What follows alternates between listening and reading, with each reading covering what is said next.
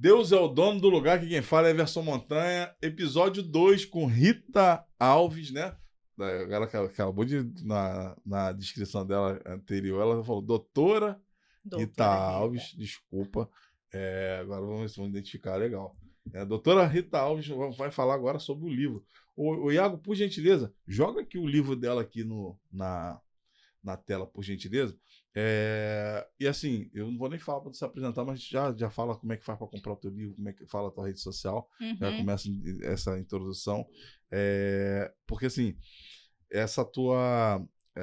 esse teu olhar, né, para esse novo movimento das igrejas evangélicas em relação a novos templos é uma coisa bem interessante de ser falada no primeiro momento, que a gente ouve o nome Urbanidade Gospel, é estranha, mas o tema é louvável. Conta um pouquinho da história, mas já fala nas tuas credenciais aí. Conto sim.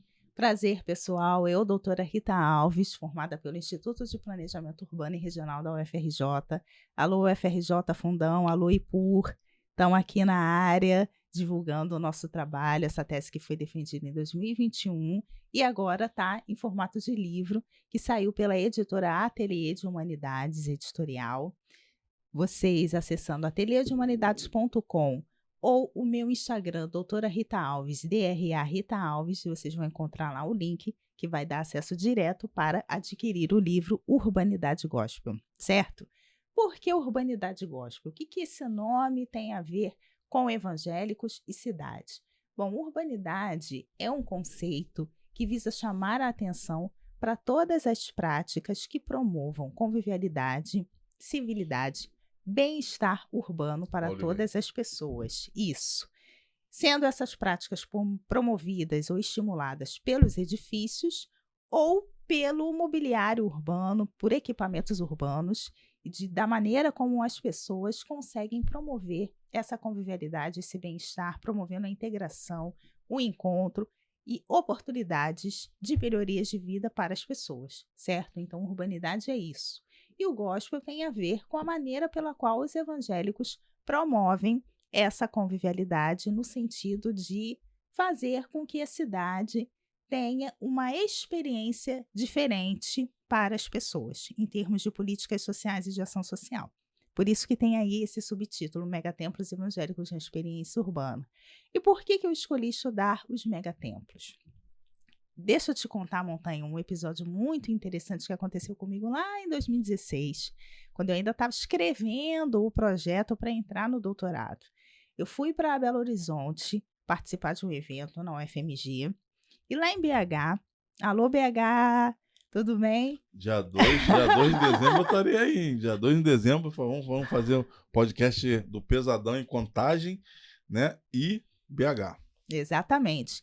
E lá em BH, pessoal, né, muito caloroso, hospitaleiro, uma menina me disse que eu tinha que conhecer a tal da Igreja Batista da Lagoinha, porque naquele dia aconteceu o culto do André Valadão.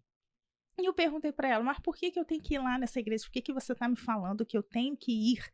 E ela disse, não, porque é um culto espetacular, maravilhoso. E ela estava se atendo não só vou te dar spoiler, é só o culto, você tem que ir lá. Então tá bom, eu estava com tempo naquele dia, fui lá, cheguei cedo, era por volta de 5 horas da tarde, para conhecer o lugar. E aí, Montanha, chegando lá, eu me espantei, porque o lugar não era um espaço só de culto, era um espaço que acontecia um monte de coisa, né? A igreja estava pintada de preto, na frente o que tinha não era um púlpito, era um palco, né? Dando já a ideia de que ali ia acontecer um espetáculo. E ao redor do templo tinha uma série de serviços e de estabelecimentos que eram vinculados à igreja, né? Tinha escola, tinha loja, tinha centros de formação, tinha estacionamento, tinha diversas salas multiuso para diferentes projetos sociais. Então não era só um templo, era um grande equipamento urbano. E eu fiquei de fato impressionada com aquilo, porque era a primeira vez que eu estava numa igreja daquele porte. Só uma dúvida que eu queria saber em relação a isso,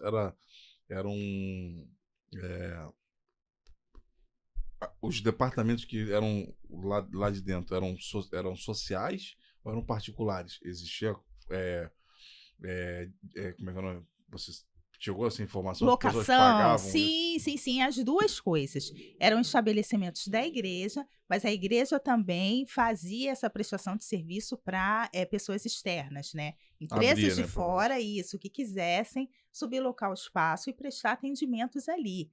Ou seja, é uma prestação de atividades secundárias, né, dentro desse território do megatemplo. E então aquilo ali chamou muito a minha atenção e eu falei, caraca, eu acho que isso é uma oportunidade boa de trazer para o IPUR, né? De estudar, de pensar como é que isso aconteceu aqui nessa cidade. Para quem não sabe, né, esse templo, a Igreja Batista da Lagoinha, fica no bairro de São Cristóvão, ali naquela via expressa, né, que você vai para Pampulha e tal. E fica bem de frente para um conjunto habitacional. É num espaço, assim, realmente de muita carência social. Isso também é um outro dado que chamou a atenção. É uma com um contraste. É um contraste. Exatamente, é um contraste. E aí eu trouxe esse projeto para dentro do IPUR, da UFRJ, foi aprovado, e aí eu comecei a pesquisar sobre o megatemplo. E foi muito interessante nessa pesquisa saber que esse projeto de templo é algo que já vinha desde várias décadas anteriores.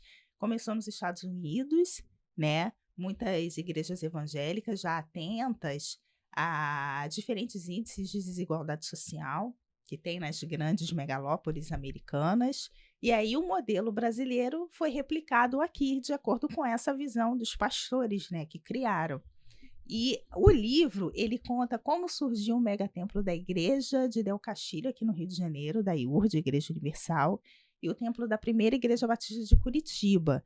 Por que eu escolhi esses dois objetos de pesquisa? Porque eu precisava falar como a legislação urbana autorizava, permitia com que esses templos surgissem, né? Porque não é assim, gente, o pastor decide criar um megatemplo e faz a obra, não. Precisa submeter um processo na Secretaria de Planejamento Urbano ou de Urbanismo da cidade, precisa passar por todo um licenciamento, ter uma contratação de diferentes profissionais, arquitetos, engenheiros, administradores, para, né, estudar a viabilidade técnica desse templo no urbano, entender como é que funciona a legislação urbana, para saber, né, como é que vai ser a escala desse templo, a escala de ocupação, índice de coeficiência, quantos andares vai ter, como é que vai ser construído o estacionamento. Então, isso tudo é uma coisa muito técnica, né? E aí... Eu achava, inclusive, na questão da Igreja Universal, que ela sempre fez muitos cultos no Maracanã. Muitos cultos no Maracanã lotados. E eu achei que... eu acho que o aluguel do Maracanã, eu acho que chegou um momento que, embora os fiéis ajudassem, ia ficar inviável. A conta acabava, não ia fechar. Então, eu acredito que eles investiram por conta dessa... vamos ter um espaço nosso que a gente não vai ter aluguel, e pelo contrário, pode até ter receita. Sim, essa ideia, né, de fixidez, de permanência, está muito presente também no projeto, né, dos pastores que intentam em criar um megatemplo. Porque é como se você construísse uma identidade sua na cidade, fincada, né, mesmo no território, no espaço urbano. E é algo assim que todo mundo já referencia direto, né? Você fala IURD Del Castilho, todo mundo já sabe quem já vem na cabeça, onde que é, né? Eu sou da Igreja Assembleia de Deus Central de Rocha Miranda, pastor de Rangel.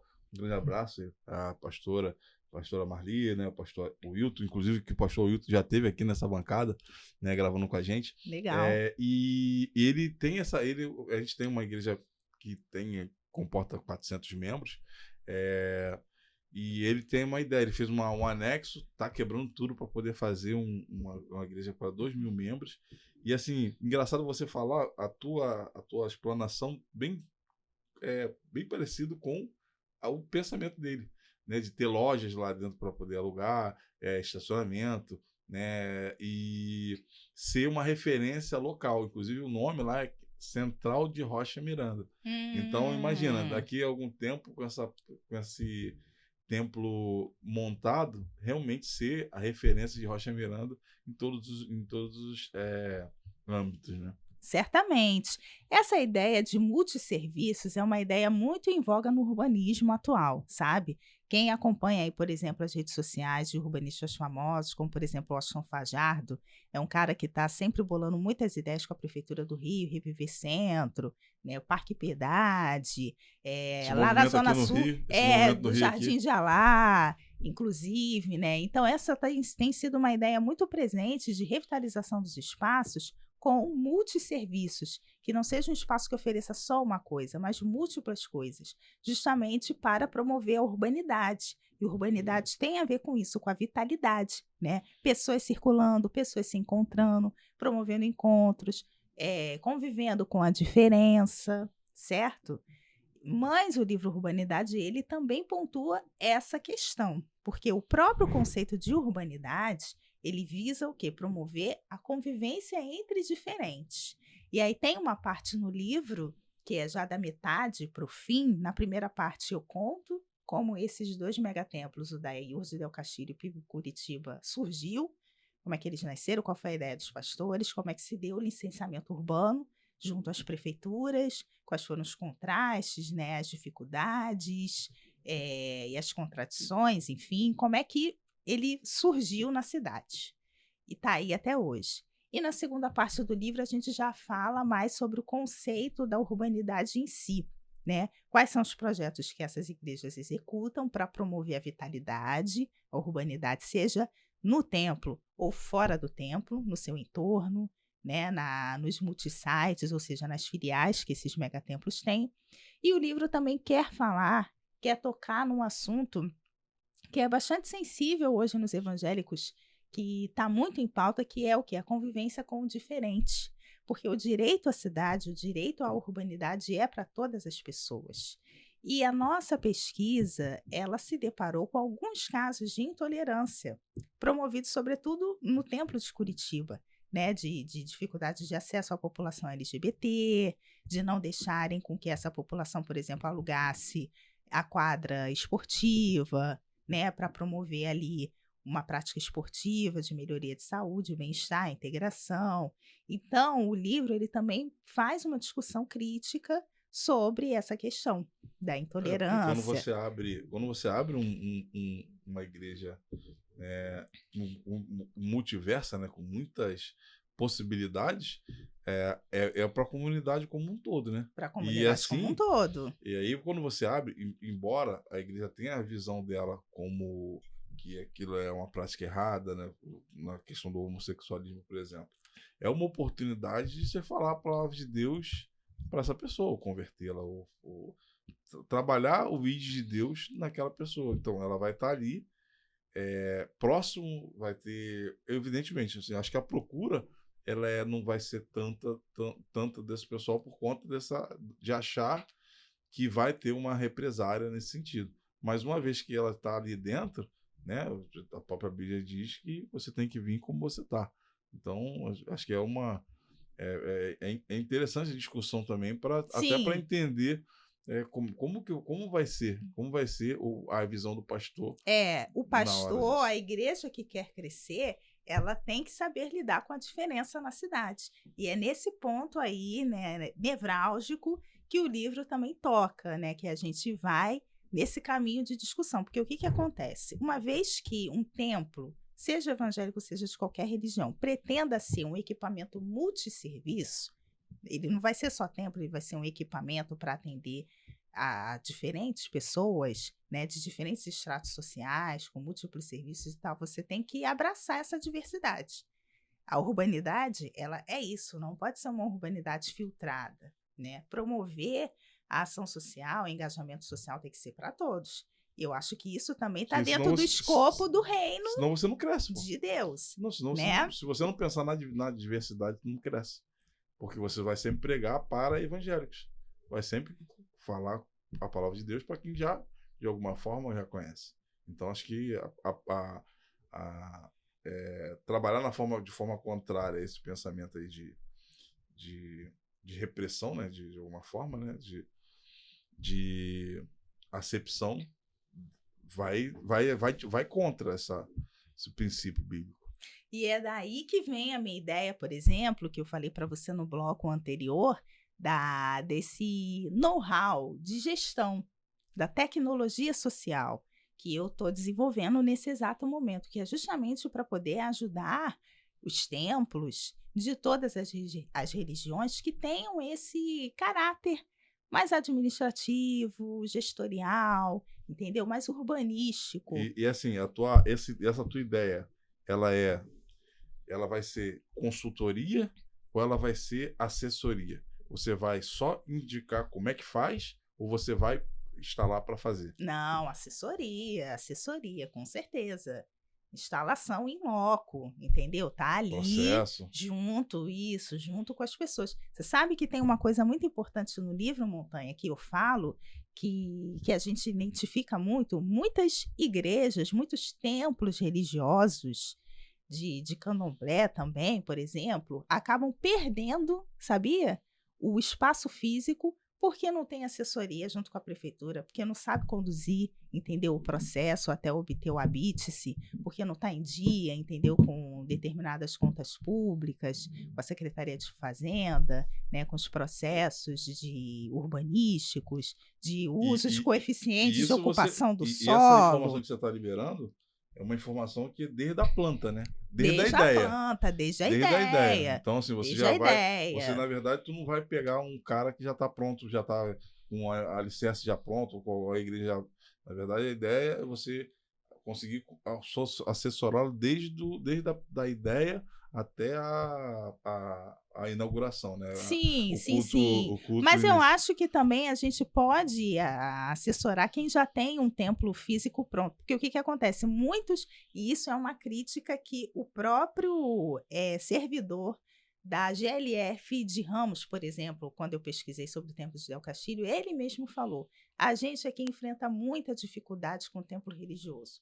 Com a igreja evangélica, que as pessoas fazem puxadinho, as pessoas, né, constroem de qualquer maneira, entendeu? E não é assim. A gente precisa entender como é que funciona a legislação urbana, o espaço urbano e respeitar isso, né? Pegando um gancho, né, numa frase bíblica que muita gente fala, dá a César o que é de César, dá a Deus o que é de Deus. Então, é muito importante que as religiões entendam essa perspectiva urbanística e saiba construir corretamente, saiba fazer como é que o espaço do templo deve funcionar corretamente, principalmente com questão de estacionamento, que é algo que traz assim muito transtorno, né, para a cidade. A pessoa tem que saber construir um estacionamento de maneira adequada, entender como é que funciona o fluxo de mobilidade urbana ali naquela região, né? Às vezes a pessoa, o gestor lá do templo, acha que precisa construir um multi-estacionamento gigantesco, mas será que a igreja dele vai comportar isso naquele momento? Será que o terreno ele não tem uma possibilidade de acessibilidade maior com o transporte público, com o metrô, com trem, com linhas de ônibus? Então, tudo isso aí, a assessoria urbanística, ela já dá esse know-how, esse feedback para as pessoas, que é o que esses templos que estão na minha pesquisa do livro sacaram, né? Eles sacaram isso de forma muito brilhantemente, mas também todas as outras religiões elas podem sacar, se empoderar e atuar, né, de forma muito engajada no ambiente urbano. E uma outra pergunta que eu vou fazer, até está fora ali da pauta, era sobre a igreja, necessariamente, ela precisa ter muito membro para poder fazer essa construção? Não necessariamente. O que eu acredito, assim, essas igrejas que a gente pesquisou, a Urdes de Del Castilho, a PIB de Curitiba, quando elas começaram o projeto de megatemplo, a Universal já era grande, né? Sempre foi. Mas a PIB Curitiba, por exemplo, ela não era uma igreja muito grande na cidade, era uma igreja conhecida e tal, mas não muito grande. O que houve foi, sim, uma mobilização muito forte entre as pessoas, entre os membros, né? E também uma proximidade muito grande com a gestão pública, certo? Eles souberam muito bem contratar um arquiteto que entendia da legislação urbanística de Curitiba, que entendia dos modos de captar financiamento para uma grande obra, certo? Isso é muito importante. Por quê? Você saber construir um projeto bacana, que tenha um interesse né, atraente para o poder público, isso faz toda a diferença. Então, A diferença principal, por exemplo, começa já no lugar que você escolhe, né? Se é um lugar que é uma zona de ocupação incentivada, porque o próprio plano diretor da cidade, ele já inclui isso, né? inclusive, Que até peço para que você determinadas fale zonas... o que é o plano diretor, porque tem Sim, muita gente que não conhece ainda. claro, gente. Plano diretor é uma legislação específica que cada cidade elabora a cada 10 anos, visando melhorias para a construção, o uso do solo, né, e demais políticas urbanísticas da cidade. É como se fosse, gente, uma lei para ver como essa cidade pode funcionar melhor para os cidadãos a cada 10 anos, certo? Ver-se como é que foi o padrão de crescimento, né, de moradias, de atividades econômicas, e aí faz, né, reúne tudo o que aconteceu nos 10 anos e vê quais são os pontos de melhoria, de adaptação, e vai lá e edita de novo. Acho que não sei se a gente está nesse momento, de exatamente. A Prefeitura do Rio abriu várias audiências públicas, né, para discutir com a população quais seriam os pontos de revisão do plano diretor, e a gente está exatamente nessa fase final de redação da nova edição do plano diretor, que a última edição vigente é de 2011. Né? E agora eles estão redigindo a redação final, provavelmente vai ser o plano diretor 2024.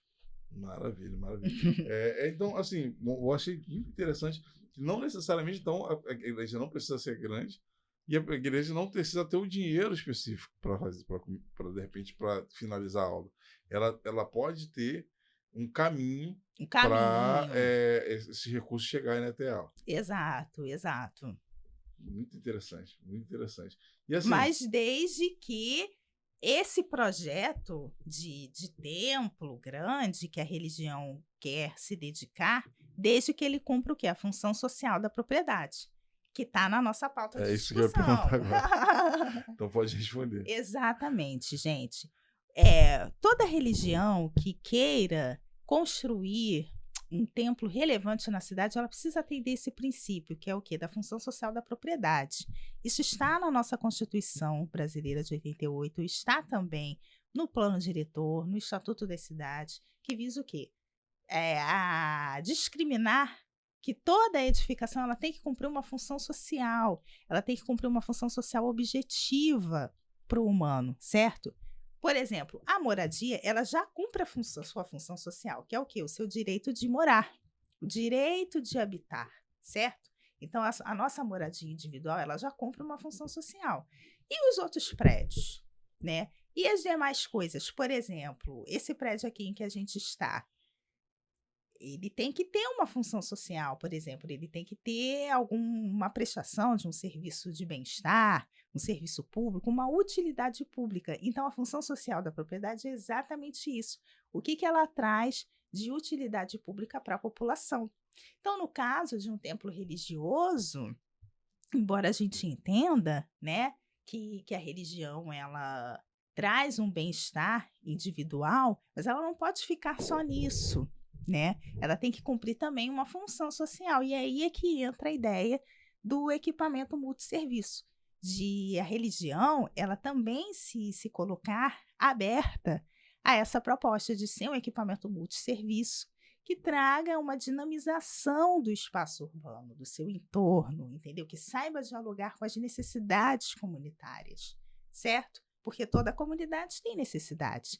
E aí é importante essa escuta atenta, esse olhar atento ao que a comunidade está precisando, está querendo.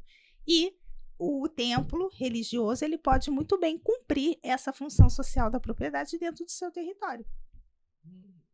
Cara, muito legal. Assim, é um assunto que pouco a pouco se fala, né? Eu acho que foi uma sacada interessante e veio meio que por acaso, né? Depois desse convite seu, né? Tu não tinha essa ideia. Como assim? Eu não tinha essa ideia. Essa ideia de trazer esse assunto. Ah, da função social? Não, no modo geral, a urbanidade, a urbanidade do gospel. Esse assunto, ele não era um pilar seu ainda, não era? Não, Se não desenvolve- era, não era. Ele foi sendo desenvolvido ao longo do doutorado. que de alguma forma também já Eu não virou tinha nem esse já virou título. não, que na verdade já virou um produto para se Virou, oferecer, com né? certeza. Você identificou uma demanda aí, Com né? certeza, com certeza, com certeza. É assim, aproveitando a oportunidade, né, que eu tô assim numa rede nacional falando para muitas pessoas, eu não conhecia o que era urbanidade. Eu tive um professor no doutorado, que foi o meu primeiro orientador, que me apresentou esse termo, o Robert Peckman. Ele é um historiador, um brilhante historiador, que fez uma pesquisa, né, sobre a questão da convivialidade urbanística desde o século XIX.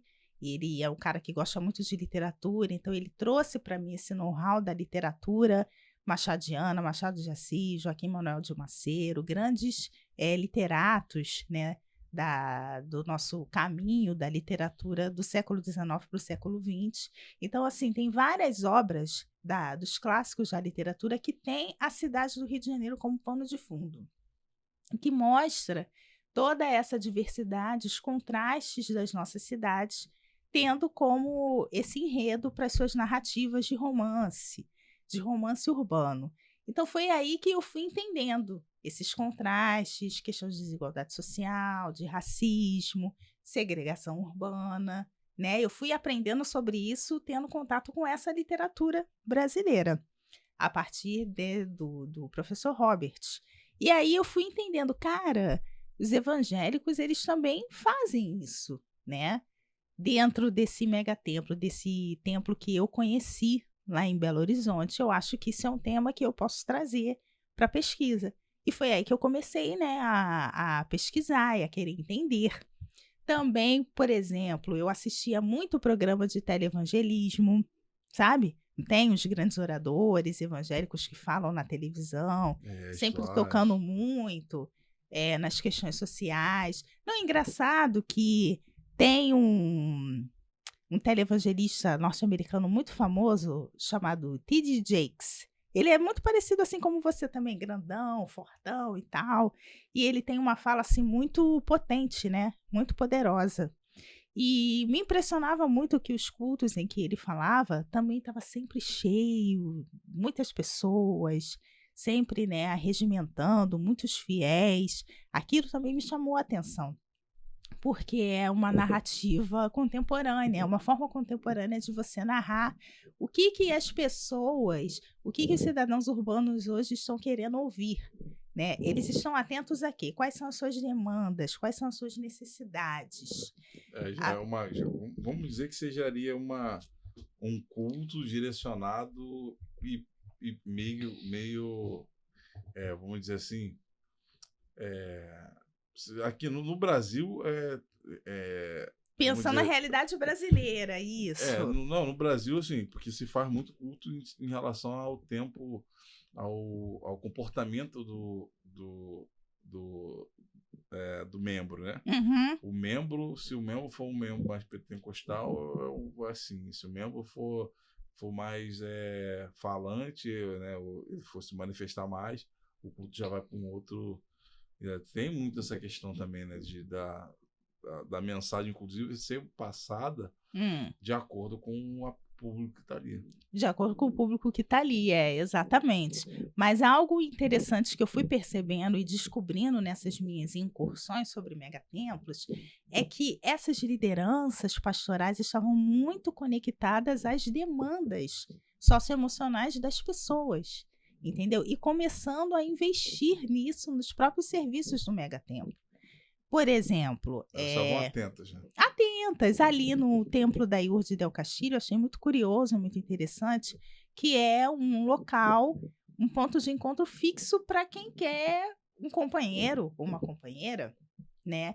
E eles promovem realmente assim encontros semanais na terapia do amor, promovem eventos, ou seja, é uma maneira contemporânea de a religião evangélica estar alcançando as pessoas através da sua necessidade, que é o quê? Afetividade, amor, relacionamento, né? E me soou, assim, uma forma muito interessante quando eu ouvi, né? Eu fui entrevistando as pessoas que estavam ali no templo, e elas citaram o Templo de Del Castillo como um local importante para que elas conhecessem a pessoa que desejam, né? É interessante assim, Não estava indo para o shopping, para a praia ou para a balada, estava indo para a igreja.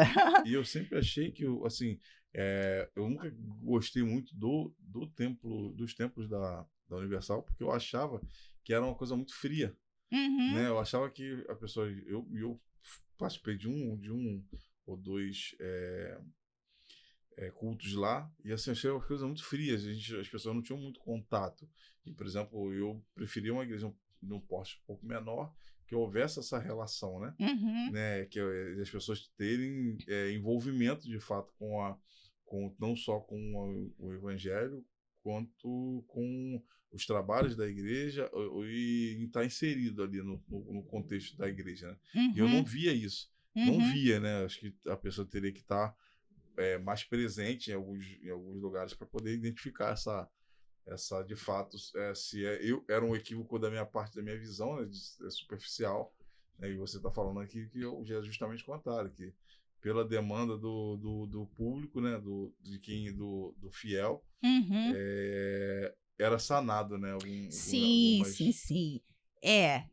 Assim como uma planejadora urbana, alguém que está pensando a cidade, isso eu considero realmente um aspecto muito positivo do megatemplo, que é o seguinte: é um espaço, é um tipo de equipamento urbano que consegue promover atividades assim quase 24 horas por dia. Você chega nesse local, sempre está tendo alguma coisa, né? Isso é muito importante para o cidadão, entendeu? Ter essa referência sobre a quem recorrer e onde recorrer. Muitas vezes, sobretudo nas pequenas prefeituras das nossas cidades, quando o cidadão ele quer acessar um serviço de consultoria jurídica, consultoria em saúde, em psicologia, em educação e tal, ele vai bater na porta lá da secretaria e está fechada, não tem ninguém para atendê-lo, sabe? Ou esses serviços ficam num endereço diferente da sede da prefeitura, está tudo disperso. E no megatemplo não, você chega lá, está tudo concentrado ali, certo? Naquele território. Você vai chegar lá no megatemplo, sempre vai ter alguém para te atender, sempre vai ter alguém para te direcionar. Ou seja, é como se fosse um poder paraestatal, né? Digamos assim. Como se fosse um ente quase que federativo, estatal, funcionando ali dentro da igreja.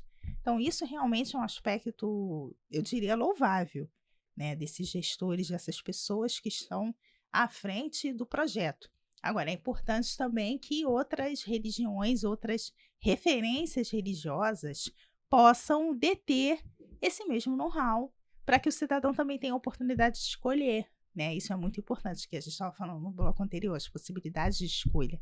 Você poder escolher em qual liderança religiosa você vai confiar, qual é a comunidade religiosa que você vai se afiliar. Então, é muito importante que todo mundo tenha essa equidade de oportunidades. Maravilha, né? Eu queria que você trouxesse as considerações finais. O que você pode falar ainda, além do que não foi falado ainda, sobre esse livro? Já pode vender seu peixe, onde comprar, como é que faz para adquirir. Claro. E se tiver algum projeto de outro livro, já no forno também, essa é a hora de contar. Com certeza, gente. Então, no site da Ateliê de Humanidades, ateliêdehumanidades.com, vocês entram lá, vai estar o link para adquirir o livro Urbanidade Gospel, entrega em qualquer lugar do Brasil. Pode pagar no Pix, pode pagar no débito, no cartão de crédito, diversas formas de pagamento. Possibilidades também de adquirir comigo. Eu tenho algumas unidades, alguns exemplares. Vocês podem fazer contato comigo pelo meu Instagram, @DRA_Rita_Alves, doutora Rita Alves, que a gente combina a entrega. Já antecipando aqui, em dezembro, dia 11 de dezembro, eu vou estar realizando uma palestra na Casa Dirce Cortes Riedel, em Botafogo. É uma casa de literatura da UERJ, no qual eu vou estar falando sobre a arquitetura da experiência, o megatemplo evangélico brasileiro. Também vai ser uma oportunidade para a gente estar vendendo o livro, os rolezinhos que o Montanha vai fazer, que eu também irei acompanhá-lo. A gente pode se encontrar e adquirir o livro, com certeza. E o que mais que você me perguntou? Possibilidades de vir uma outra publicação. Sim, eu realizei nesse ano de 2023 o pós-doc, que foi financiado pelo CNPq, que também foi financiador do livro Urbanidade Gospel. E durante o pós-doc, que eu fiz uma pesquisa sobre a experiência dos usuários dos megatemplos, o que nos foi proposto, né? Que eu fizesse um livro aí já, né, geralzão, PDF grátis, para que todo mundo pudesse acessar, disponibilizando estatisticamente qual é a experiência das pessoas que acessam o megatemplo, quais são as motivações que levam essas pessoas, né? E o que elas querem encontrar no megatemplo, o que elas estão querendo, o que elas estão pleiteando hoje. E uma coisa muito interessante, dando já um pequeno spoiler, dentre as principais necessidades citadas pelos frequentadores de megatemplos, o que eles citam? Que eles querem projetos para pessoas autistas, acolhimento a mãe solo, acolhimento a mais portadores de deficiências, de pessoa com deficiência, acessibilidade, acolhimento mais aos LGBTs e mais eventos sobre relacionamento, sobre namoro e casamento. As pessoas querem encontrar alguém dentro da igreja. Então, já dando aí um spoiler, né, para os pastores, para os gestores, fiquem atentos a essas 5 coisas que foram muito mencionadas na minha pesquisa de pós-doutorado e que em breve eu estarei gerando uma publicação que sirva de orientação, né, para esses líderes implantarem as suas decisões nos seus templos. Projetos para autistas, acolhimento para mãe solo, acolhimento para pessoa com deficiência, para LGBTs e serviços, projetos, ações para namoro, relacionamentos, certo? Todo mundo quer ter saúde afetiva, então isso também é um direito social. Maravilha, bem bacana, bem bacana. Hoje, na verdade, eu vou depois conversar com você sobre essa questão da tua participação no Monte Web Magazine. E assim, eu acho interessante abordar esses temas até, inclusive, destrinchados, né? Uhum. Qual a demanda, por que fazer, como fazer, de repente alguns spoilers, inclusive, sobre a sua assessoria, né? Uhum. Evidentemente, já pode, inclusive, arrumar o espaçozinho, pode já começar a vender esse serviço mesmo sem...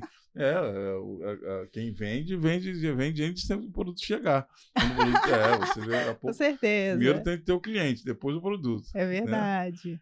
Pô, mais uma vez. Obrigado Montanha. Pela tua vinda aqui. Eu aprendi bastante, foi bem interessante. Eu, como evangélico, ouvi um pouquinho sobre isso. É muito mais do que uma vaidade, né? Você ter um tempo grande, você, na verdade, ali você vai gerar emprego, você vai atender demanda, vai ter uma circulação de pessoas maior ali e pode também gerar negócios, né? Gerar uma série de outras possibilidades. Então, assim, eu saio dando mais razão ao meu pastor de encorajá-lo, né? De manter, não só manter, que ele já tem essa ideia, mas agora vai para valer. Acho que desse ano já começa as obras. Uhum. E eu vou até fazer menção do seu nome para que você possa ter um momento, um gabinete com ele lá para expor isso tudo aí, que é muito interessante. Sim, com prazer. Maravilha, obrigado mais uma vez, tá? Obrigada a você, Montanha, obrigada a você, ouvinte, espectador. Tamo junto na área. Maravilha. Você que ainda não segue a gente ainda no Instagram, @MonteWebcast, @EversonMontanha. Segue a gente lá no Instagram também da revista Monte Webcast, @MonteWebcast, perdão, @MonteWeb Magazine, @MonteWeb _Magazine, segue ela lá, que tem sempre matéria bacana e vai te falar também quando vai ser a próxima revista. Inclusive, eu vou conversar com ela para ela já ter uma matéria já para essa edição, que é a 5ª edição, é a última edição do ano. Me segue também aqui no YouTube. Todos os dias tem um episódio novo às 22 horas, né, o Monte Webcast. E aí você tem aí o Monte Webcast Sabores, o Monte Webcast visita, né? A gente está fazendo podcasts externos que estão ficando fenomenais. E, ó, dia 9 de dezembro, tem um evento gigante na feira do Jabu, em Campo Grande, com um festival de suínos, com suínos beer, tá? Fica ligado que vai ficar sensacional com a banda Paradox. Então, eu vou até convidar eles para vir para cá. Ó, fica com Deus. Deus é o dono do lugar. Beijo do Pesadão. Tamo junto.